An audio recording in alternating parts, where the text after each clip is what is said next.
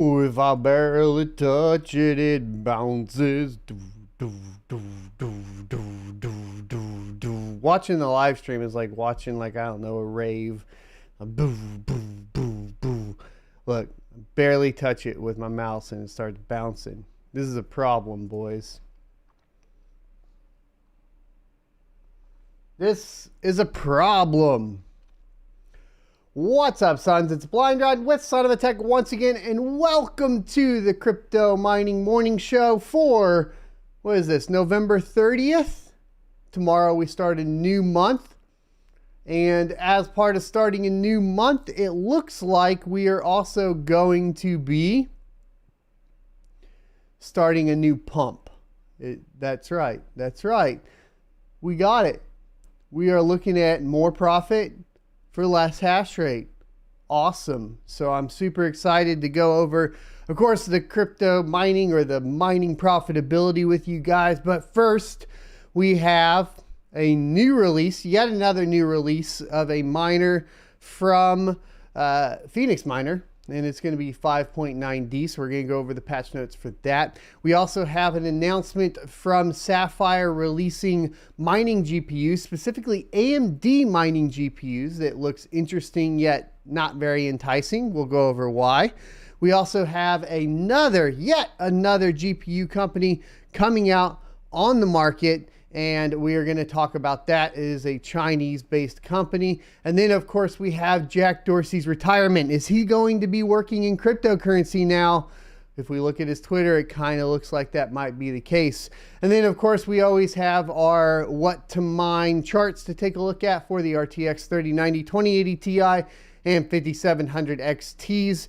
And then we will look at the profitability of the mining pools, and at the end of the show we will have a Q&A. So if you have a question that you want to tie to a super chat, make sure that you save it for that time in particular. Now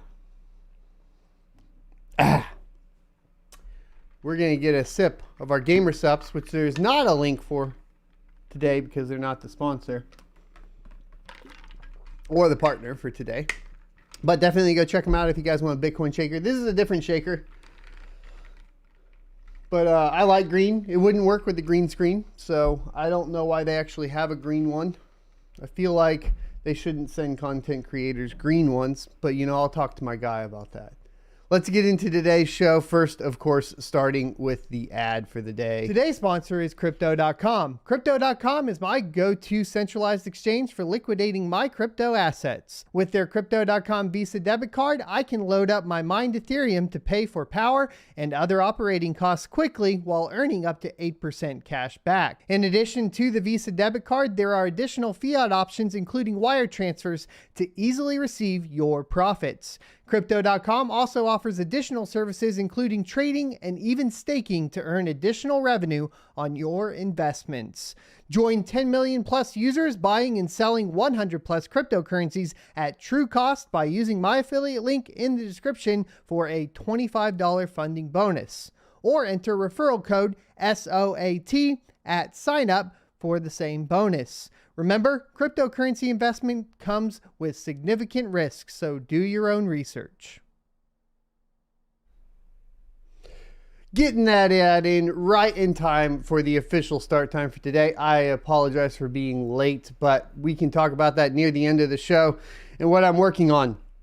There's some stuff I'm working on just outside of cryptocurrency. Wild, right? Let's go ahead and talk about PhoenixMiner. Bam. All right. We have PhoenixMiner 5.9D here coming from the Sparkpool GitHub. And here are the patch notes. Show the GPU vendor name in the list of GPUs to make it easier to identify the GPUs. Oh, maybe I'm wrong. Was this yesterday? Did we already cover this? I feel like we covered this. We did cover this. Why do I feel like we did 5.9C yesterday? And then I felt like we ended up having another one. This said it was 23 hours ago, which means there's no way we covered this, I don't think. Let's see, what does this say? Yep, the first one is the same. Okay, so there should be some additional notes here.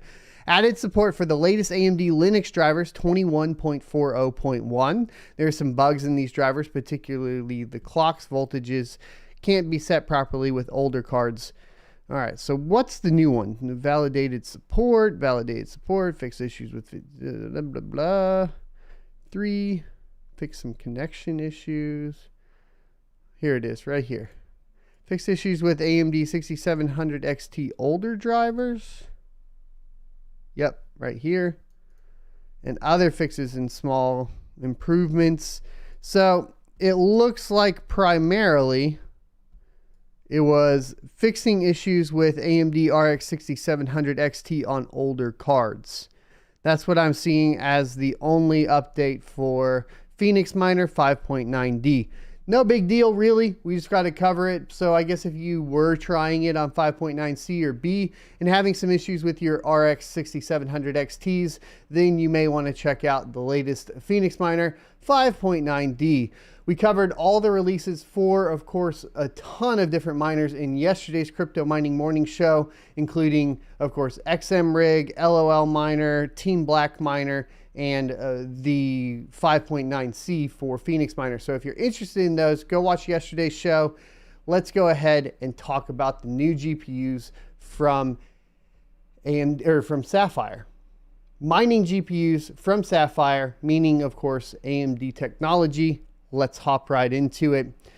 This is an article from WCCF Tech on November 29th, 2021. And this was pretty late in the evening, 14:55.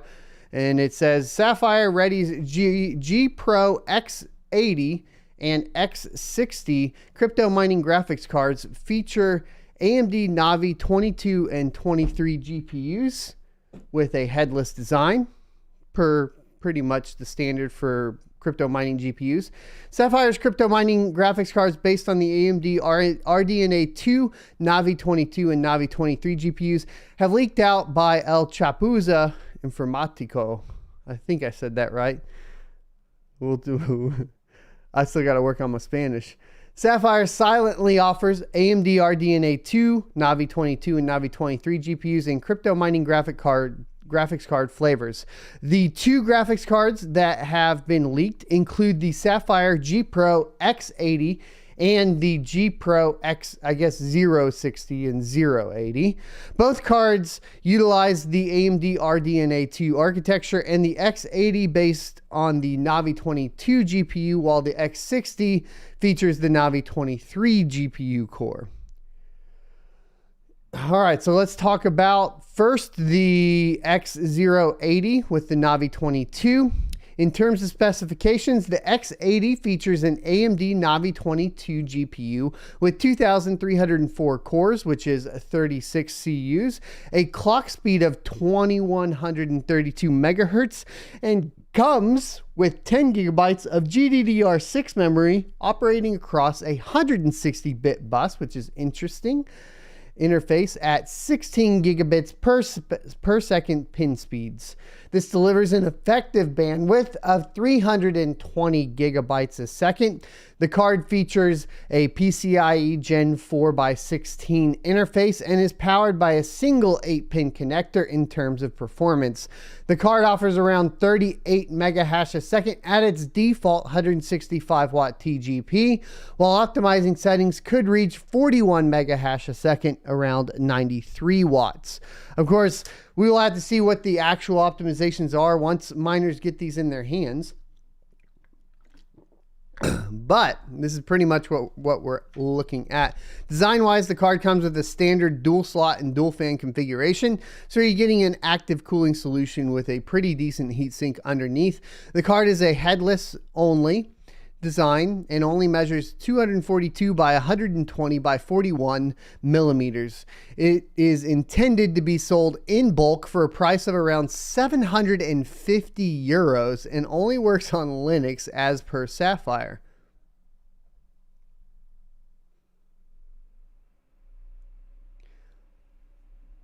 That's a lot of money. Let's calculate that to US dollar right now. Just for fun. That's $844, right? So we're talking about $844 you got a ROI. If we hit up what to mine, right, and we like calculate this out manually, what do we got? We got 41 mega hash at 95 watts. I think it's going to be better than that. It's got to be better than that.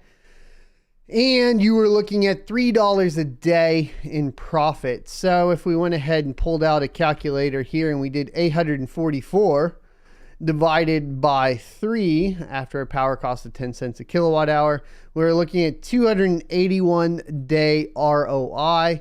At least I guess that's under a year, but I think that puts us over, of course, the projection for proof of stake on Ethereum. So yeah, that's not looking great. But let's go ahead and take a look at the X060, see if it's any better based on AMD Navi 23. Moving on to the Sapphire G Pro X060, we're looking at the AMD Navi 23 XL GPU with a 1,792 cores and 28 SMs.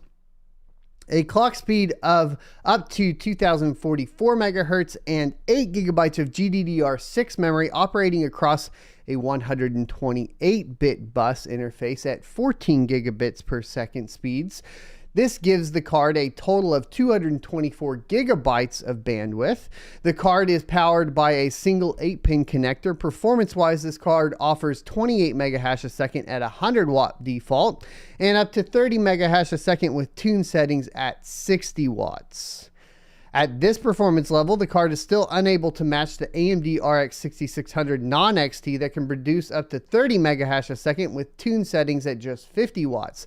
This gives the X060 a performance per watt ratio of 0.49 versus a 0.61 on the RX 6600. Obviously, these things aren't looking that good, are they? At least on paper, they're not looking good at all. The card comes in a dual slot and dual fan design, but is actually smaller than the Sapphire X080, measuring at 193 by 120 by 40 millimeters. The card does work with both Windows and Linux operating systems and is also intended to be sold in bulk. The X060 has a retail price of around 550 euros.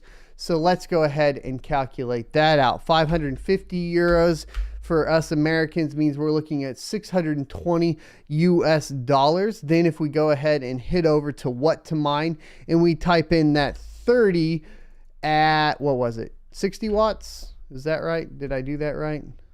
What is the projection? 30 mega, oh, nope, that's that one.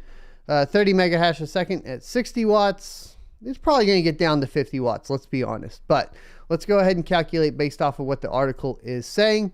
And we are looking at $2.21 a day on Ethereum after power cost. This looks like a better deal than its bigger brother, to be completely honest with you guys. So if we take a look at that, right, and we have $620, excuse me, $620 divided by, of course, the 221.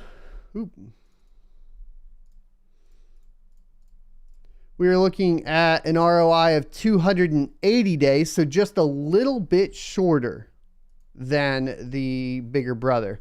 And that's really going to be, you know, I don't know, not that impressive to me. But we do have new mining cards coming. It does look like they will be sold in bulk.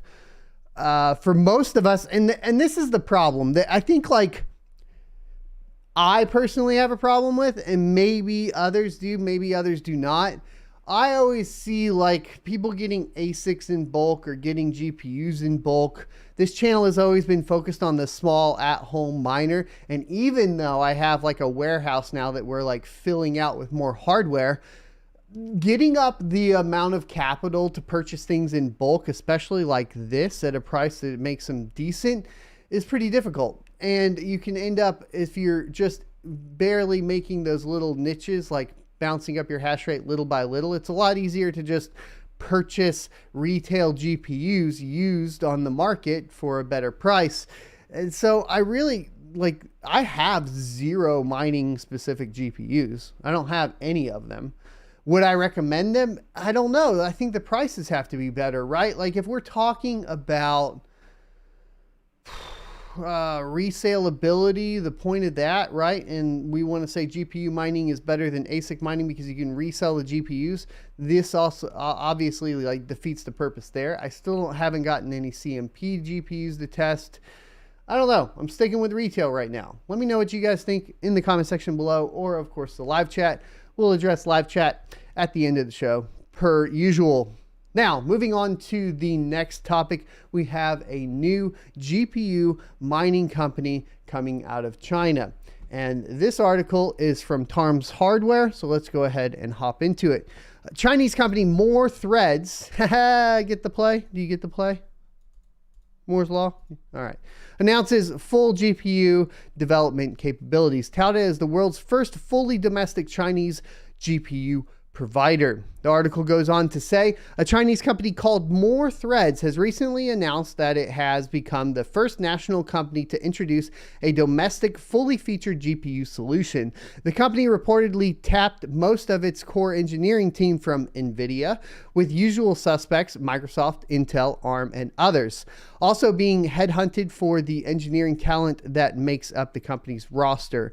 More Threads is more than an interesting naming choice. The company's website does promise, quote, double the number of concurrent threads every 2 years, end quote. That's pretty crazy.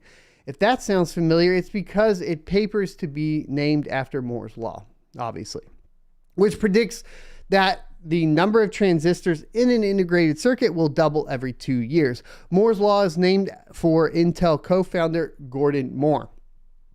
The company claims that its GPU solutions have been based on fully domestic intellectual property and manufacturing expertise and is capable of a variety of GPU workloads, including 3D graphics computing, AI training, and inference computing.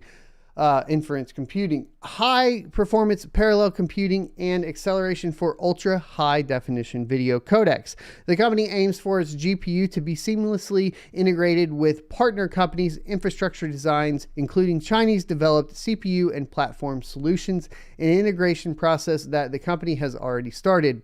More Threads claims it has already accumulated a wealth of knowledge for every stage of GPU production, and that's the enabler for its claim of being able to design, manufacture, market, and service its GPUs, covering the entire product lifecycle.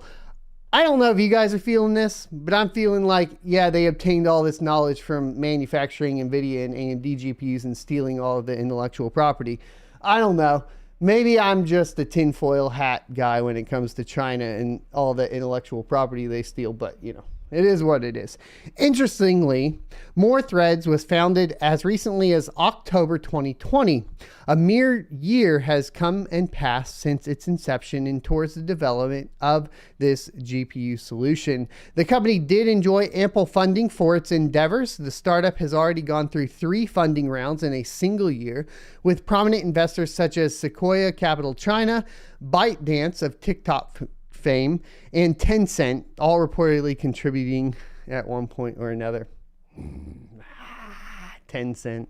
If you guys are gamers. Whew. I don't know about this, boys. The latest series of funding round brought the company some $313 million, with the aim to enable More Threads to kickstart the mass production and manufacturing of its first GPU chip and continued IP research and development for its GPU SoCs. Hey guys, we're gonna need $313 million so that we can get some spies in at the NVIDIA factory. You know what I mean?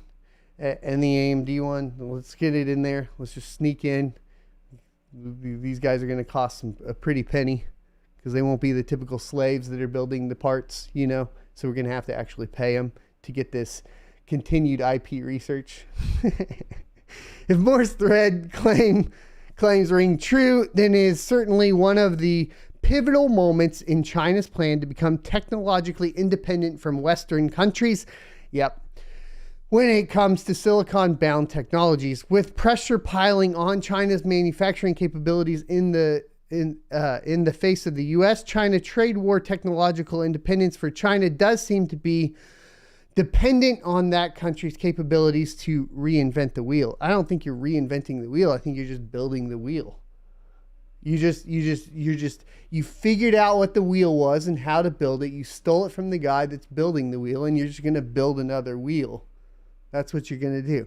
All right, I'm done. I'm done, guys. All right, we're good. Let's go ahead and hop into talking about Jack Dorsey leaving Twitter, see if he's actually working on cryptocurrency, and then we'll kind of go from there. So this is actually an article from The Sun. I don't know. It didn't seem like a great article, but let's go ahead and just get the rundown. What I really want to read is basically going to be directly from his Twitter anyways, but Twitter boss Jack Dorsey is stepping down, but why and where is he going? And obviously that's going to be a big one here, but here's an email that Jack Dorsey also posted on his Twitter and then emailed out to his Twitter team. It says, "Hello team, after almost 16 years of having a role at our company, from co-founder to CEO to chair to exec chair to interim CEO to CEO, I decided it's finally time for me to leave.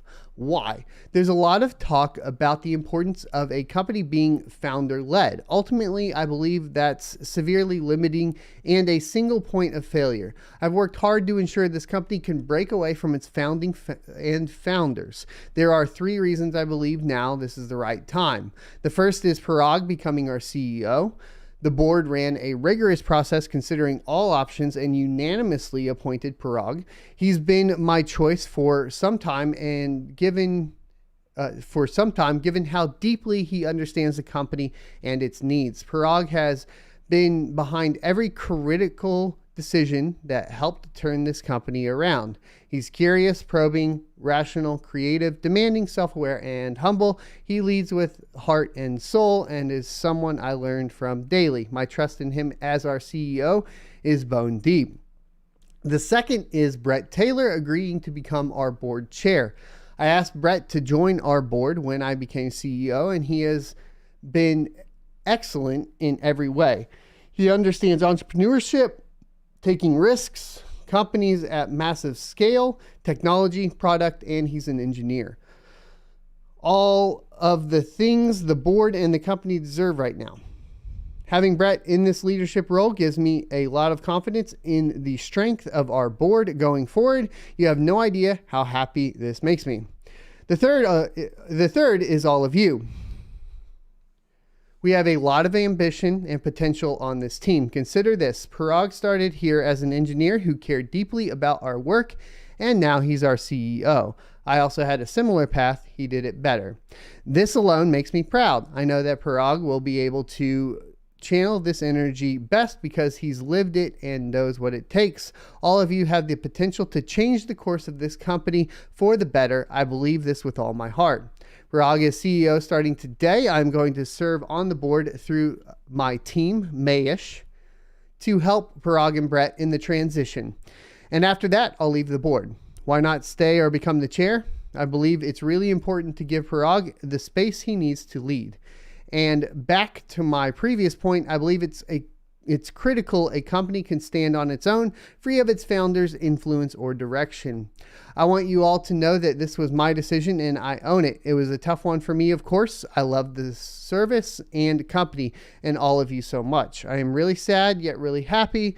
There aren't many companies that get to this level, and there aren't many founders that choose their company over their own ego. I know we'll prove this was the right move. We'll have an all-hands meeting tomorrow at 9:05 a.m. Pacific to discuss it all. Until then, thank you for the trust you've placed in me and the openness to build that trust in Parag and yourselves. I love you all. Jack. P.S. I'm tweeting this email. My one wish is for Twitter Incorporated to be the most transparent company in the world. Hi, Mom. All right, so essentially, we see a founder stepping down and Twitter will no longer be a founder-led company. There are tons of opinions on Jack, especially when we're talking about censorship, potential censorship, the way that Twitter functions as a company and so on. I know that I've listened to him on things like the Joe Rogan podcast, and I've paid attention to his interest in cryptocurrency above all, for sure. And one of the things that I found interesting is his kind of like idea of how Twitter can't truly be an open platform, and you would need to use something like blockchain to create an open platform. I think there's some valid reasoning there behind that. So I kind of see that because if you're like a traditional corporate company, then you have all the investors and board members to answer to. They're obviously going to influence things like the banning of certain accounts and the silencing of certain opinions. And so from that perspective, like, I don't ever try to like come down on, like, I wouldn't come down on him super hard. He's one individual within, of course, Twitter. Maybe the structure of Twitter early on needed to be shifted to accommodate for a more open and free platform, but maybe just the structure, traditional structure of companies doesn't allow for that. That's just something that I've had kind of kicking around in my brain surrounding, of course, him, and especially like, just like I said, an open and free speech platform. Let's go ahead and look though at his Twitter feed, which is interesting. So you have this on the 29th, which is yesterday. You have, of course, the resignation letter. And if you scroll down here on the 27th, the end of imperialism, he tweets an article from Bitcoin Magazine. What is this article talking about? Well, this is an interesting one to cover. The End of Super Imperialism by Alex Gladstein. And so let's go ahead and knock this out. It's coming from Bitcoin Magazine, and the relevance is that Jack was tweeting about it, right? So in 1972, 1 year after President Richard Nixon defaulted on the dollar and formally took the United States off the gold standard for good, the financial historian and analyst Michael Hudson published Super Imperialism, a radical critique of the dollar-dominated world economy. You guys can see where this is going, right? You guys can see where this is going. I don't need to read this all, right? I recommend it. I'm going to link it down below. It's a long read, but the summation of it really is the issue with the current US dollar, and obviously how maybe like Bitcoin can service this and so on. And that's coming from Jack on his Twitter. Is he going to be moving into Bitcoin? A lot of people think that because of his super interest in cryptocurrency, also with his interest in creating a fully open platform on blockchain, this could be the direction that Jack is headed in. Of course, he still has the Square Cash app, and that could integrate cryptocurrency as well, which is something to point out. Whoo, there we go. What time is it? We got 10:39, so we've been going for a little bit. And what are we having issues with in chat? I don't know what we're having issues with in chat. All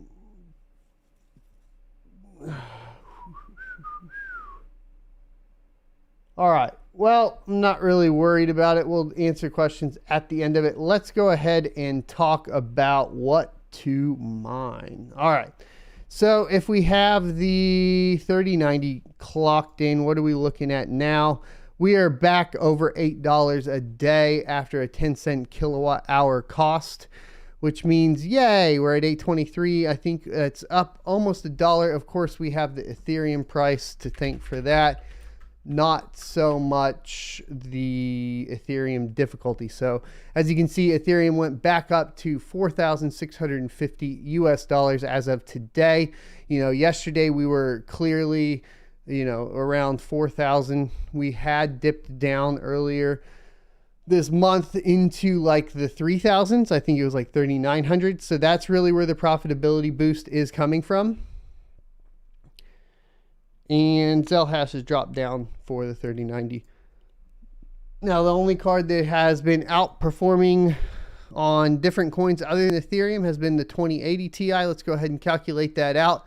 And thanks to the price increase of Ethereum, Zcash is a flux. Zell hash is no longer in first place, albeit only by about 13 cents a day in profitability. But even on the 2080 Ti, which was consistently showing Flux as more profitable, it has dropped down. This is going to be important to take note of. So one of the things that I've talked about before that I think like is important for specifically when we're talking about mining, right, is like Flux is kind of, Flux isn't, I'm not saying Flux is a bad project or anything like that, but there's this whole idea of like profit chasing.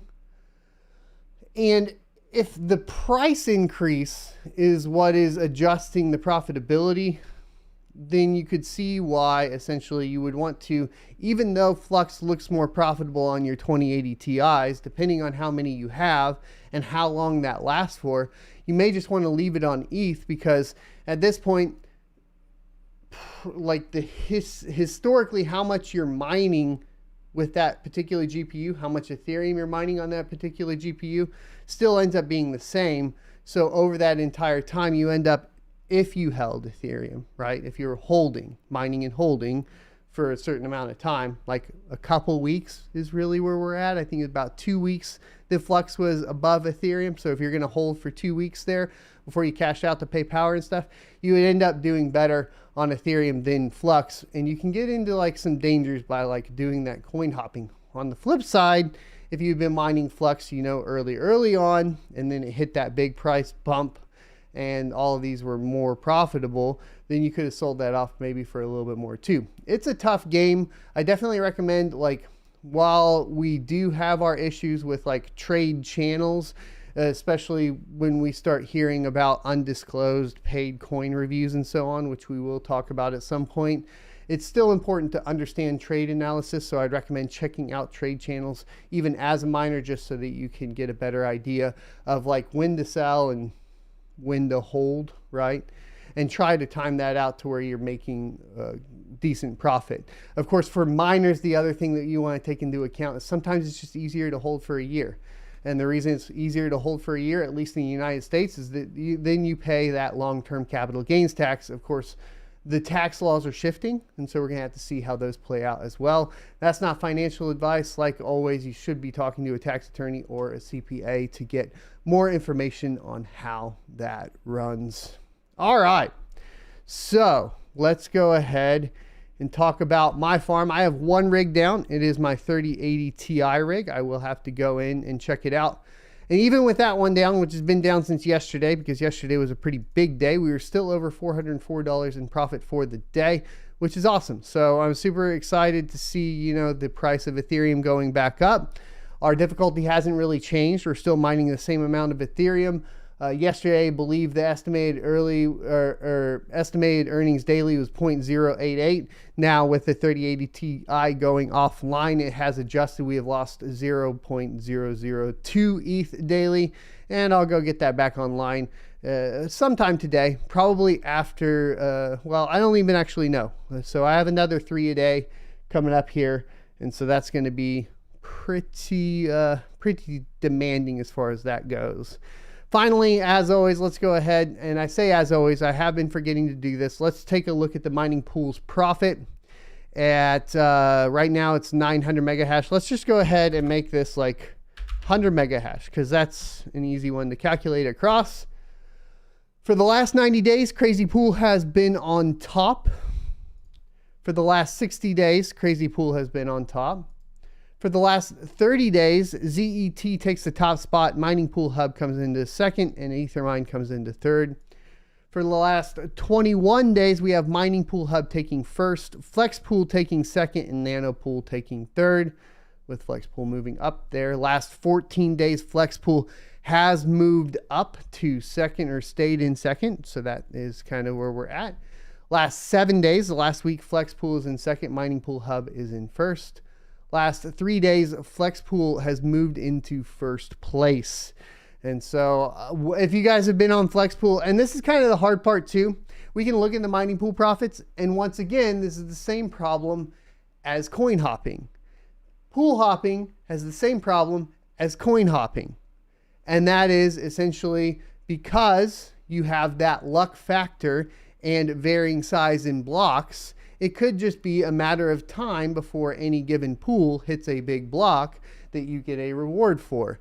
And so really, while this is fun to look at and moving around, it can give you a better idea of where you may want to mine, right? You don't want to be mining on a pool that is consistently low on the list.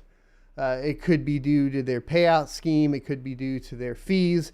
Who knows? But, you know, if you come here and they're consistently the last 90 days, you know, near the bottom of the list, maybe avoid them. That's where that can help you. The biggest thing for you, though, as like an individual miner, is to check your pool latency. We've talked about this a bunch of times. We have a guide on how you can do that.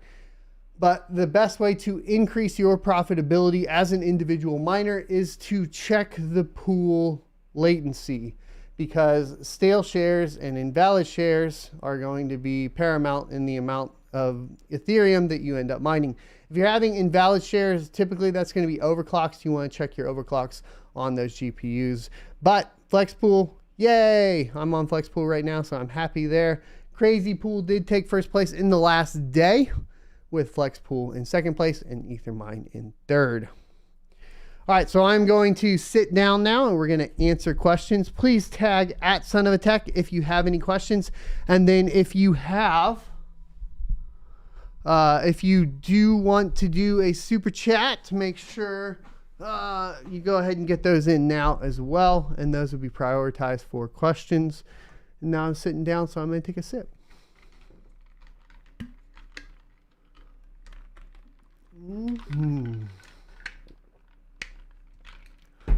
All right, let's see here. What do we got for questions today? Anonymous Miner, thank you for that $20. And yeah, for coffee. So I've been doing a protein coffee shake, which has been pretty good. Lots of protein, but my tummy's ready to be used or put to work, I suppose. And then I've been doing the gamer subs, which has been nice. But so thanks for the $20 to help do that. I see DJ Mines in the chat. If you guys are not following DJ Mines yet, make sure you go follow Mr. DJ Mines.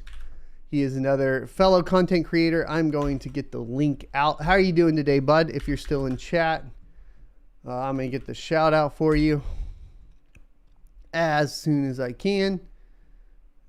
Here it is.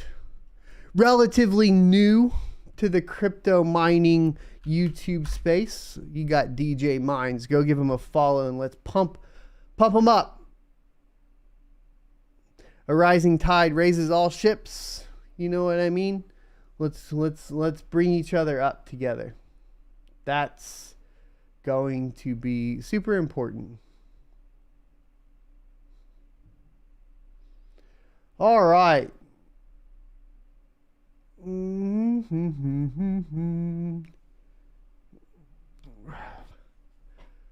Jorgen Phillips says, love your vids. Question, are you buying any GPUs right now? How long are you expecting to ROI? Yes, I am purchasing GPUs, and my focus has gone a lot less moving from ROI to pure power. I will still always check the pricing of the GPUs and check the ROIs, but primarily I'm checking that to see what the best ROI is at any given time for any given piece of hardware. That can include ASICs as well. And the goal for me right now is not to necessarily worry about ROI, but to worry about how big can I make the farm and how fast can I make the farm bigger, right? That's kind of my goal. We did have some additional, I suppose, issues with not finances necessarily, but like the markets are down, right? So kind of like had to wait out and like hope that we can kind of purchase a couple more 3090s. I got 2 more 3090s, I think, on the way right now. And then we're tapped out of my 3090 resource. I'm kind of deciding what to do from there. But as I decided, of course, we'll be talking in the morning show.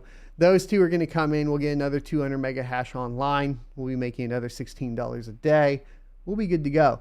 ROI also kind of changes once you are at the point to where your only focus is that mining discipline, which is mine, buy GPU, mine, buy GPU, mine, buy ASIC, mine, buy ASIC, right?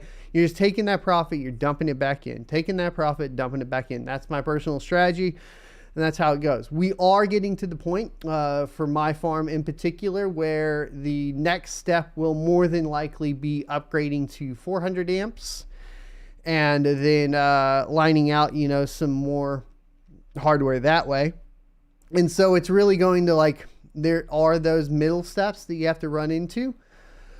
Ventilation has to get done too. I think I do have a ventilation plan at this time, so we're good there. I will just have to implement it. I think it's going to cost around $3,000 to $4,000, somewhere around there, for ventilation to get installed with all the regulations and so on.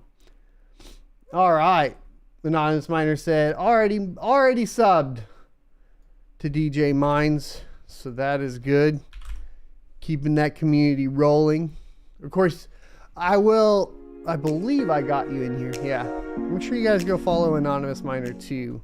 Hi guys, welcome back to the Anonymous Miner channel. Let's be talk to you about this. Let's be consistent across the board here, right? All right.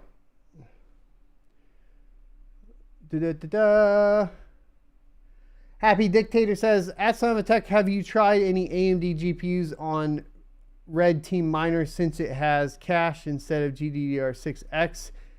Do you think it would have an edge? Have you tried any GPUs on RTM since it has cache instead of... I don't know. I'm not sure I'm understanding exactly what you mean. But are you saying that the latest update to Red Team Miner leverages Infinity Cache? Because I didn't see that in any of the patch notes yesterday.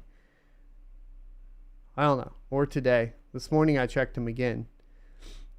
I mean, that would be a big deal if we started seeing Infinity Cache begin to be implemented into miners, right? That would be super helpful. Hexacorn says, that's not a tech, not a mining question, but do you use Photoshop to make your thumbnails? I have a thumbnail guy that I really like that has been working with me since the channel was really small. And I've been super happy to basically help his income out as a buddy. And that's one of the things that I like about the channel, that I'm currently like trying to do more and more and more and more, which is like, if I can make more money from the channel, I want to bring other people up, whether that's because they're a thumbnail creator or whatever it may be. You know, we kind of gone through a lull on the channel as far as like profitability and all of that goes. So I got to build that back up a little bit more. But obviously what I would like to do is, you know, I would like to have like a professional videographer, and I would like to have a professional editor, and bring like a couple people that I know that do that stuff in. They're a little bit more expensive than a thumbnail guy, but then also give them an outlet or a way to, you know, increase whatever their net worth or whatnot through the channel. Like that's kind of always been like a sort of like underlying goal of mine, which is like help other people. So I used to do my own thumbnails, and I did it all in Inkscape and GIMP, but he does use Photoshop. So there you go. Raul says, as Son of a Tech, do you sell your mined ETH instantly, or are you holding it to sell it at a higher price? So like I said, that can be a little bit more complicated, because we're talking about the difference between holding for a year and short-term holding, which is where if you hold for a year, you know, you're going to get that long-term capital gains in the US, which is going to be taxed at a lower cost.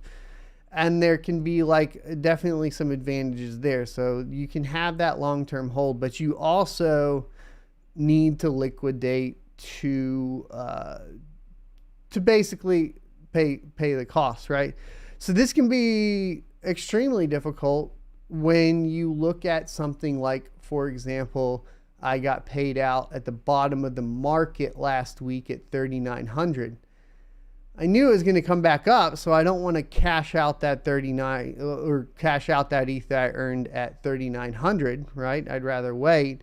But then if I wait, I also have to pay short-term gains. So a lot of those calculations, you know, you're going to have to do with like your tax attorney and CPA or whatever, whoever's helping you with that, and figure out what the best plan is, right? Is it better to cash out at 3,900, or do you think it's for sure going to go back closer to that 4,600? And if it does it compensate for the amount of taxes you're going to pay on short-term gains? There you go. It's a risky game. It just is. The least risky way to do it, I think, in general, like I suppose would be cashing out the fiat right away whenever you're mining, just so you have like your generated revenue that you're fully aware of every time. I've heard a lot of debates either way from miners, right? And like usually there's just a portion of the portfolio that's going into long-term gains, and then a portion of the portfolio that's like, getting pulled out to fiat to pay for costs. I think if you're a small time miner, you're just mining and holding until you have enough for a GPU, right? Lord Beer says, at Son of a Tech, it seems NB miner low power LHR mode is really good for efficiency compared to regular unlock. Power hash rate, that's going to be where you want to calculate hash rate per watt, right? So I would probably lean towards going with whatever the best the hash rate per watt is, whatever that is. If that is going to be the low power mode, then you do the low power mode. If that's going to be, the regular unlock, then that's the regular unlock. It also, and here's the thing though too, it also, excuse me, in theory could be fully dependent on your particular power cost situation. If your power cost is low, maybe you just want the most ETH, right? Gruiz Media says, will you become an ETH 2.0 validator after the migration? No, I will not. I will be probably sticking with Cardano. That's not financial advice. That's just what I'm going to do. We have another super chat from Chicken Richard. He says, appreciate everything. You have been an invaluable resource. Thanks, my man. I'm glad I can help. Have you looked into the CM 170 cards and the like from Viper ATech due to low energy consumption versus high hash rate and price? My understanding is that I haven't had nobody's offered me one, right? I can't really find them, and the pricing I've seen on them doesn't make sense compared to a 3090. So like there's so many barriers there. Like at least for this channel, I would buy one to test for the channel at least. But outside of that, I'm not sure that I would start stacking the CMP 170s.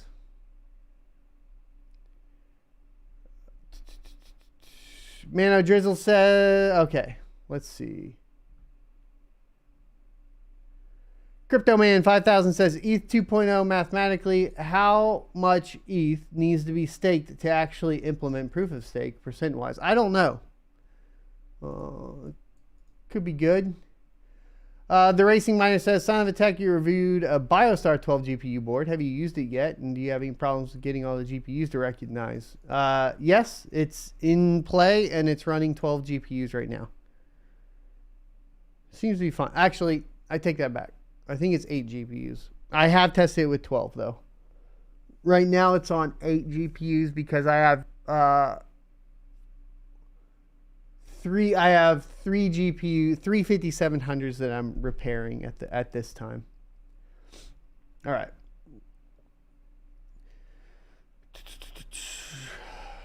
Andres Morris says, Son of a Tech, do you think the 2070 Super is a good investment to buy now and put it into mining? I think before there was a time, and so that's the hard part about GPU mining in general. The 2070 Super deals are out of the bag, right? Like there have already been mining YouTubers that have talked about the 2070 Super and its proficiency at a time when the price for the 2070 Super was priced well. So at this time, is it a good investment? Maybe not as much as it was like a couple months ago. And it really depends on the price you're paying for them, right? So that's going to be a kind of the key there. Tomas says, that Son of a Tech, have you had time to look at your 5700 XT that was having issues on Raven? Yeah, I just had to turn up the core voltage. That's what I said. I mean, like it's literally core degradation from Raven. Vamp Mining says, all my rigs keep restarting sometimes. It runs 1, 2, 3 hours and restarts. I've changed over the clocks, updated the drivers. Can't see the crash logs. So if you can't see the crash logs, you're having like a hard crash. And have you literally just tried to run the cards at stock, not adjusting anything first? That's going to be your first step. Mario Burger says, at Son of a Tech, do you buy more light hash rate cards? Do you expect light hash rate to reach 100% at some point? You know, where there's a will, there's a way. I think that it's possible for light hash rate to reach 100% at some point. Personally, I'm sticking to 3090s because I don't have to worry about that. I do have like a 3070 Ti back here for testing, but all my light hash rate cards, I have one-offs of, right? I have one V1 3060, one V2 3060, one 3070 Ti. I do have two 3080 Ti's, primarily because I just got them. I picked them up for a good price, mainly because they were Zotacs, which were the ones that overheated a lot on those back VRAM. So you had to replace the thermal pads on both of them.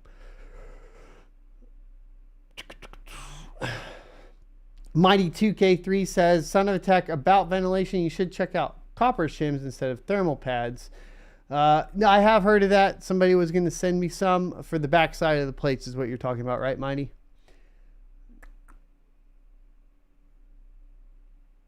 Danilo Gomes says, at Son of a Tech, do you think we'll see a Christmas bull run like in previous years? Yes, more than likely. If we are looking at trends, we will see that pump, and I think that pump started probably today. The dump happened on Black Friday too. Remember? All right. John Lemon says, at Son of a Tech, I'd like to help. Okay. If it went much bigger. Yeah, just let me know, man. Thanks for joining the Suns on YouTube, Raul. And thanks for the support there. That's super awesome. Looking for questions. Lord Beer says, at Son of a Tech, according to HiveOS stats, PhoenixMiner is the most used miner. Your thoughts? Yeah, PhoenixMiner was the go-to through the entire bear market. And the thing is like, how do you put, so guys that were accumulating a lot, like let's say like a Bitsby tripping, he has a lot of Polaris cards. If you have Polaris cards like running really good, like the overclocks are locked in, everything's just going, you're not going to be inclined to update your miner and unless you hear of something in some patch notes that magically gives you way more hash rate, you're much more inclined on a large farm scale to be like, don't touch it. If it ain't broke, don't fix it, right? And that's kind of like where I guess like I come in with testing the other miners, but just to give you an idea, yeah, that's more than likely why. It had some initial improvements on Polaris over older miners. And so a lot of the miners did upgrade to PhoenixMiner for those Polaris cards. And there's still a ton of Polaris cards out there mining. So seeing that that's where PhoenixMiner was, it's probably like an old version of PhoenixMiner. They're still rocking and they're not going to update anytime soon.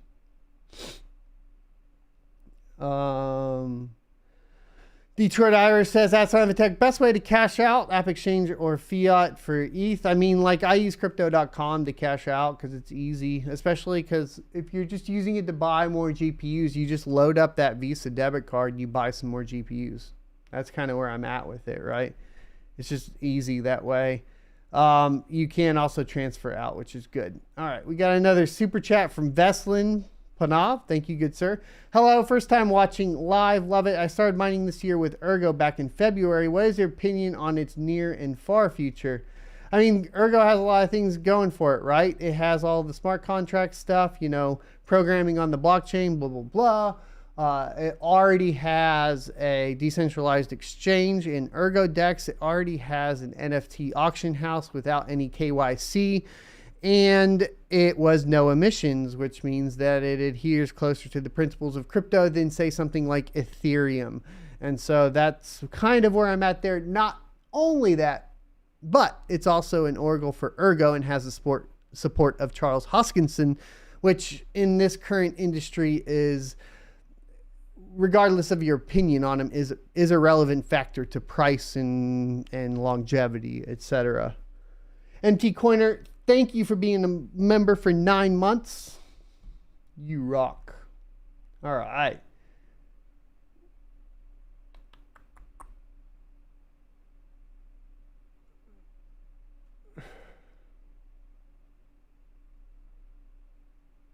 J.R. Oliver got scammed by a fake gold shell site.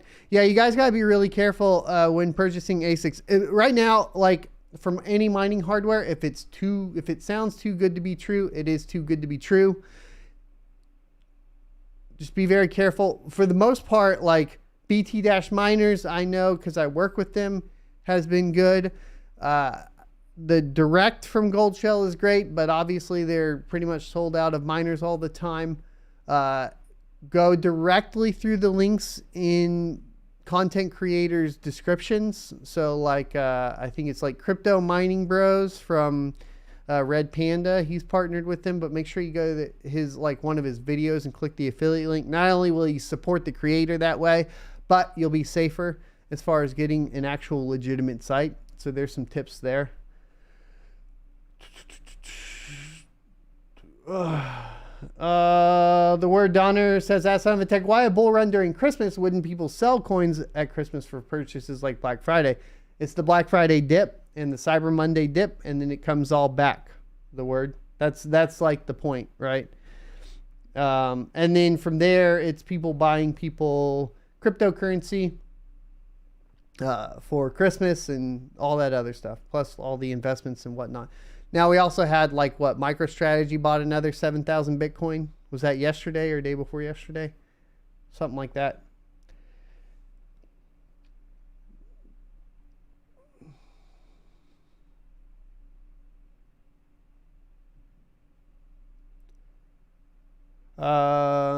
Does it make sense to upgrade the miner if you don't have LHR cards? So, what was it? We talked about it yesterday.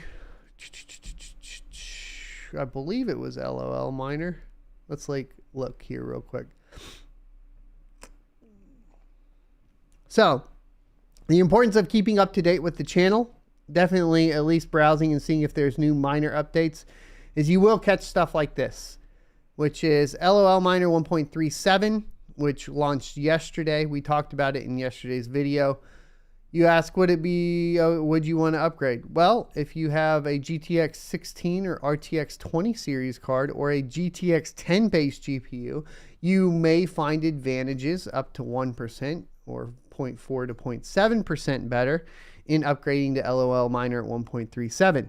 So, depending on the GPU, even outside of light hash rate GPUs, yes, you could find some benefit in updating to, of course, a new miner.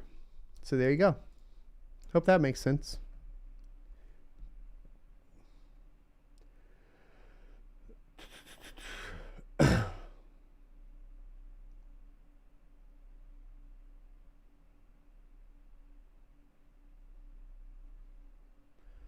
John Lemon says rank, Ergo, Firo, Flux, etc. Strongest altcoins. Yeah, I mean, I would probably go Ergo, then Flux, then Firo.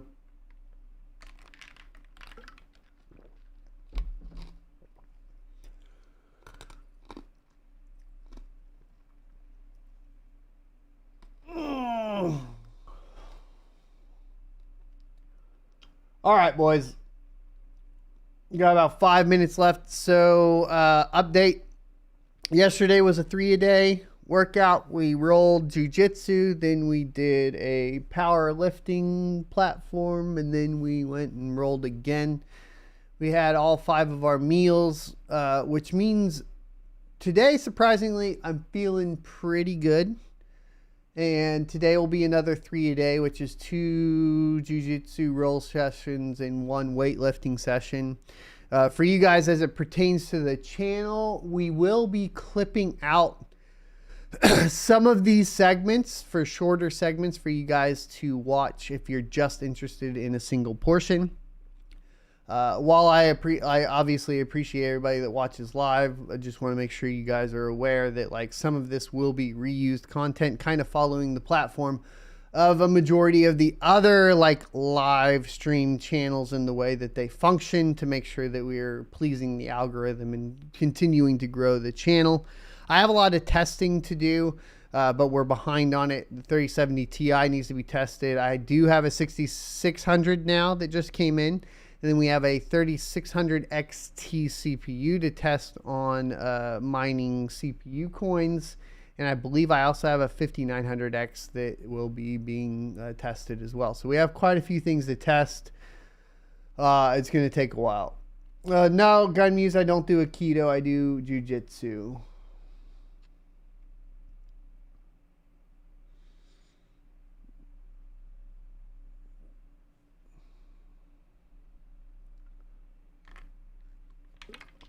As far as changing thermal pads, guys, and paste, it's all gonna, like, once the card starts throttling, you know it's getting too hot, and then it's time to replace it. Once the hash rate starts dropping. Like if you're sitting at 120 mega hash a second on your 3090, and you wake up and all of a sudden it's 108 mega hash a second, probably need paste and pads, bro. That's it. That is it. I think that does wrap it up today. Thanks for all the support and for everybody stopping in. You can always replay the show later on, and I will see you all next Tuesday.